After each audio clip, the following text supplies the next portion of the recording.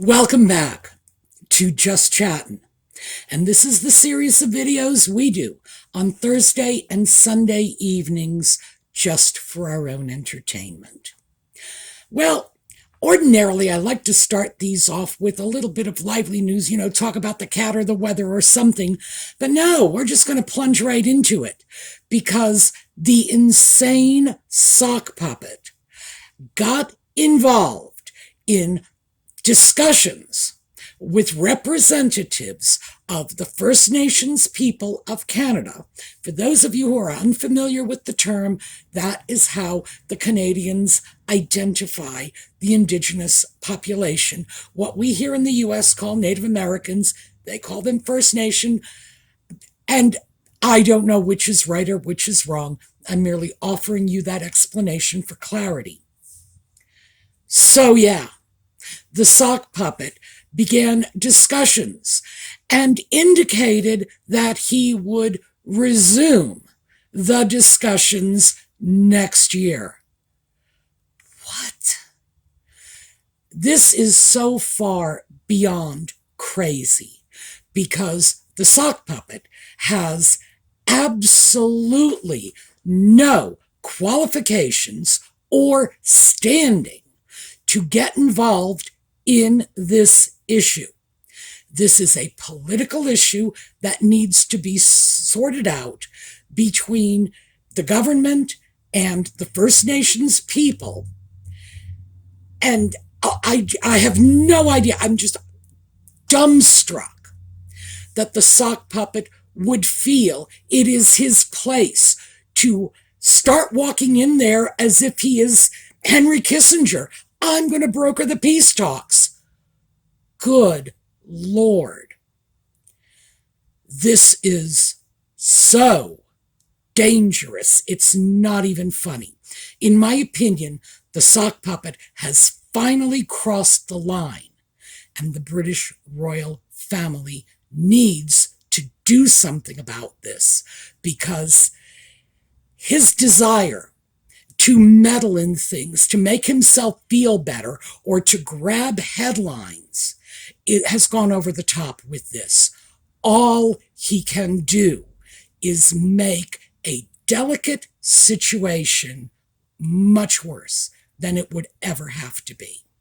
So when we come back, we are going to talk about the elephant in the room, and that is the fact that the British royal family and the British government know exactly what to do about this because been there, done that.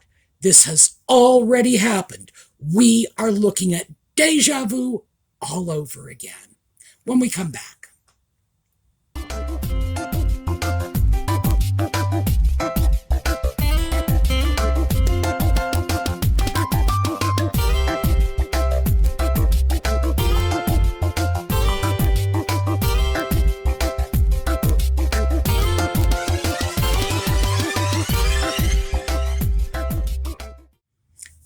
Okay, let's start off with déjà vu all over again.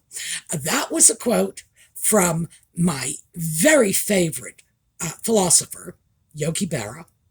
And I know some of you, especially my friends from New England, are thinking, but Sue, you are supposed to be a Red Sox fan. Well, yes, I am. But I love Yogi Berra so much that I don't even hold the fact that he played for the Yankees against him.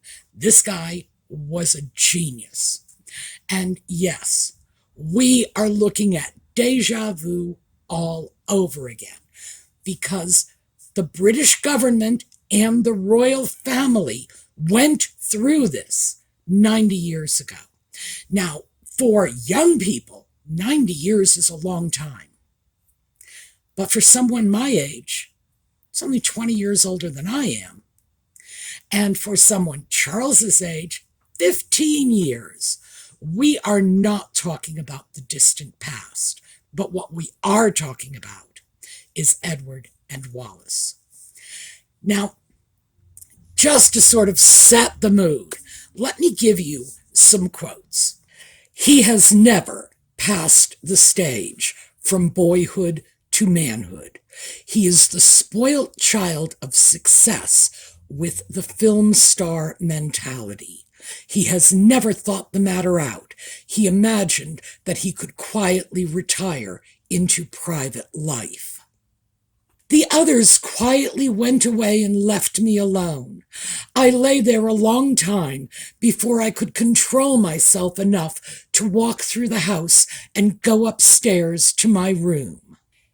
In Los Angeles, he and, quote, his lovely lady were offered $1 million and a Hollywood mansion to star in a stupendous historical film. I had forgotten how unattractive her voice and manner of speaking are.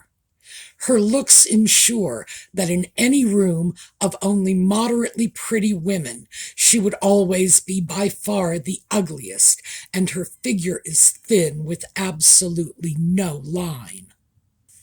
She is the creature of hard lines altogether, the dark hair parted and smoothed down like the painted hair of a Dutch doll, the line of the mouth hard, the severe black dress cut in hard lines.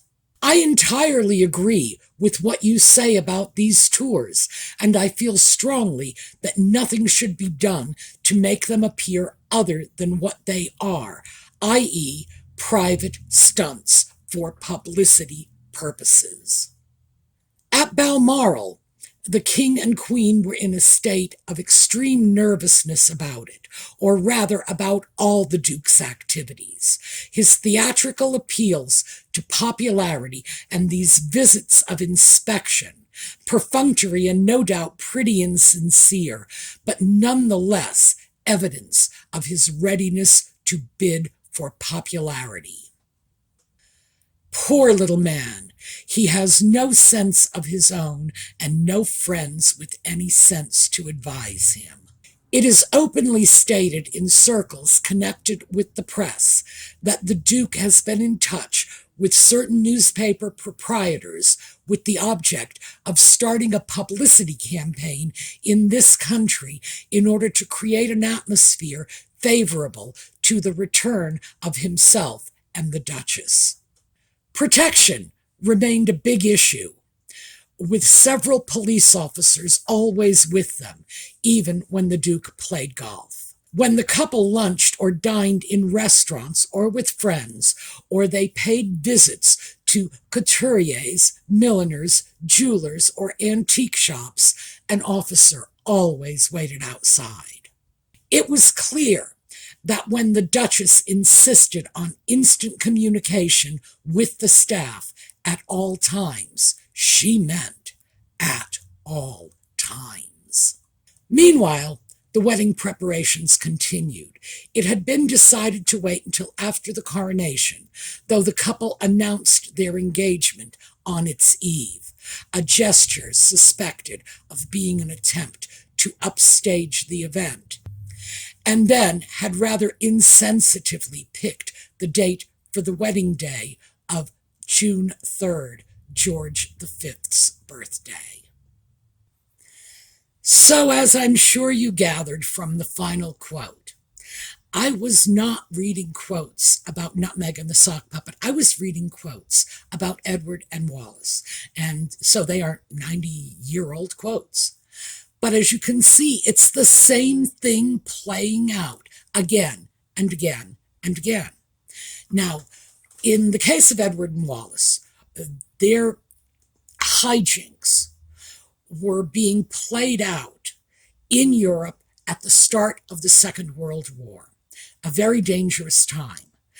But just because we do not feel we are on the brink of a global conflict, and I will tell you, these days, I would imagine a global conflict will not take years to get rolling. We could see something go down literally in a matter of minutes. So we shouldn't just feel too safe and too secure about the world we are living in. Because, yeah, we've had global peace, in a manner of speaking, for a long time. That could change in seconds. So are we safe from this? No, of course not. But let's face it, we're watching the same thing play out. If I had told you those quotes were about Nutmeg and the sock puppet, I don't see why you would have had any trouble with that. Lord knows I could easily find plenty of documentation showing that Nutmeg and the sock puppet did exactly the same things. It's almost as if they got themselves a biography of the Windsors and started reading. It's like, oh, let's do this, let's do that.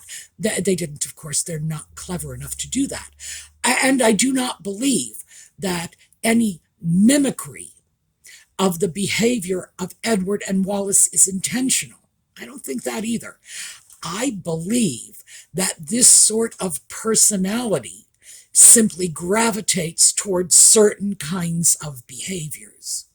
And what we have in both cases is someone who grew up in the royal family, had everything given to him on a silver platter, didn't want to do the work involved, had a wife who didn't like media criticism, and said, well, I'm taking my ball and my bat and I'm going home, thank you very much. And apparently thought that someone would stop them, cave, give them what they wanted, beg them to come back, whatever goes on in a mind like that. Same thing. So they're going to act out in the same ways. And what we are seeing now is not just Nutmeg and the sock puppet setting up their own little rival court, going on royal tours. But the reason this situation with the sock puppet negotiating with leaders of the First Nations people of Canada is so dangerous is because he has no authority, no sanction to do this, but the public impression is that he does, which means the sock puppet can go out and say whatever he pleases.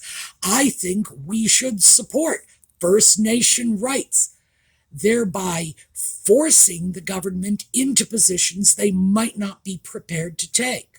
He could easily do it the other way and say, well, I think the government is behaving well toward the First Nations people, and force the First Nations people into backing down. He doesn't know what he's doing. He is a completely loose cannon. And so he shoots off his mouth. Lord only knows who's going to get caught in the crossfire. These are delicate issues, far beyond his scope. Good Lord. I got laundry smarter than the sock puppet, and I will tell you this, that stuff is far beyond my scope. My sympathies, this, are always going to be with the First Nations people. I think what has happened to them over the centuries is very, very wrong. But I don't know the answer to the present problem. You can't just go in there and say, well, 300 acres were taken from us over here, so you can give us 300 acres over here. Well, not if your ancestors are buried over here. It's not the way it works. These are wildly complicated issues that involve people's cultural and religious beliefs, that involve governments attempting to assimilate people and thereby destroying their culture, destroying their language. And that is my particular hot button, that we have lost so many languages that were native to the North and South American continents. They're gone. We're never going to get them back. And that is a cultural crime.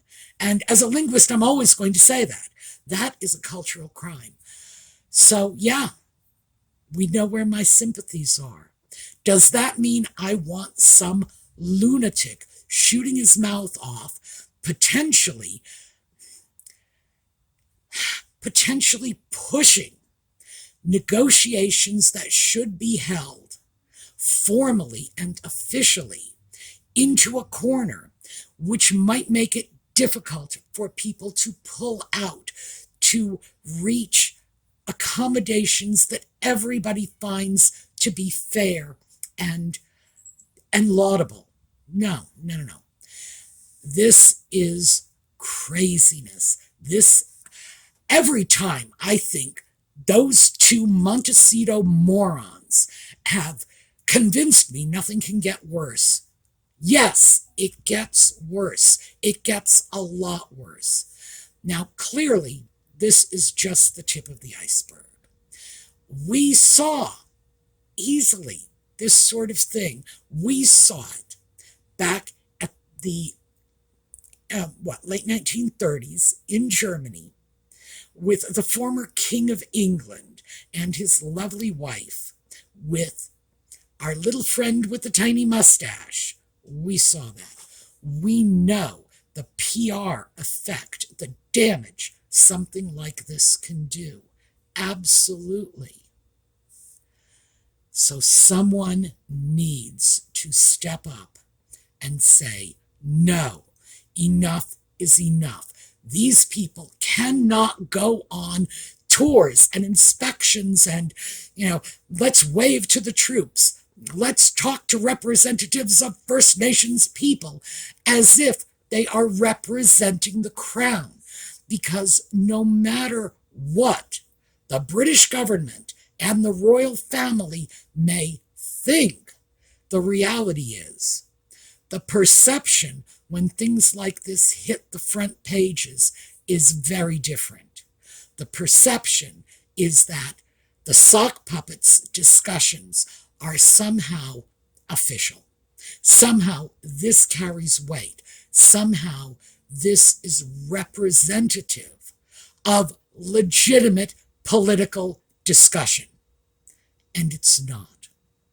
And the only way to put a stop to this perception is for the British royal family, Buckingham Palace, somebody with a crest on their stationery, to write a little note to the press and say, no, this is not what's going on. And my personal fear, and I hope I'm wrong about this, my personal fear is that Charles is not going to deal with this, that he's going to leave it for William. And that will put William, at some point in the future, in the same unenviable position that George VI was in when he ascended the throne. Having to deal with a renegade brother running around with no thought to the big picture, with a mind that can't even comprehend the big picture. Saying and doing whatever he pleases just to satisfy his own need for public acclaim and attention. Because that's something the sock puppet and great-great-uncle Eddie have in common. The two of them did not want to put in the work, but they wanted all the goodies. They wanted the cheering crowds, and they wanted the fancy uniforms, and they wanted to be called Sir and Your Royal Highness and whatever. They just weren't willing to work for it. So, I guess the cost of not being willing to work for it is you don't get the rest of it. But if someone does not stop this, and stop this now, imagine how much worse it can be. Right now, we are talking about the sock puppet giving the impression that, like Kissinger, he is opening peace summits with representatives of First Nations. What's next? Really? He's already talked about interviewing Putin. Is he going to sit down and talk about disarmament with Putin? Wouldn't that be lovely?